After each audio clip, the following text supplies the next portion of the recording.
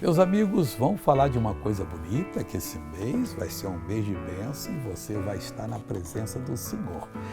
Presta atenção em Romanos 6,11. Assim também vós considerai-vos como mortos para o pecado.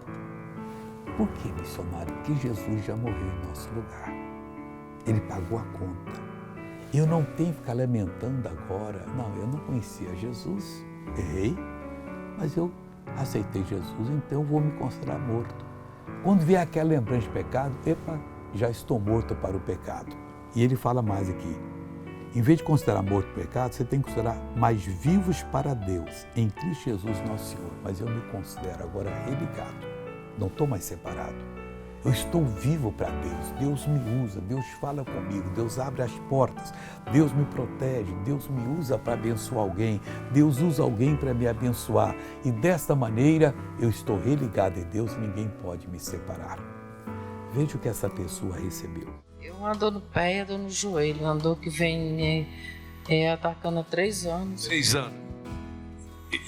E o que essa dor impedia a senhora de fazer? Estou assim, de eu caminhar, levantar de manhã, cantar. A senhora caminhava?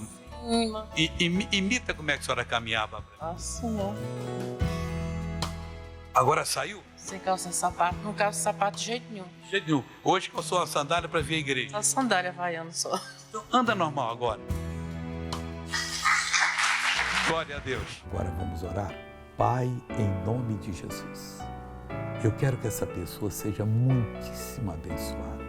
Que o teu poder enche e alegre o coração dela de tal maneira que nunca mais ela vai reclamar de nada. Ela está abençoada agora, ela é viva para o Senhor, está religada em Ti e Pai, usa essa pessoa poderosamente. Eu oro e agradeço e eu abençoo dela, digo a ela e digo todo mal sai, em nome de Jesus, seja abençoado.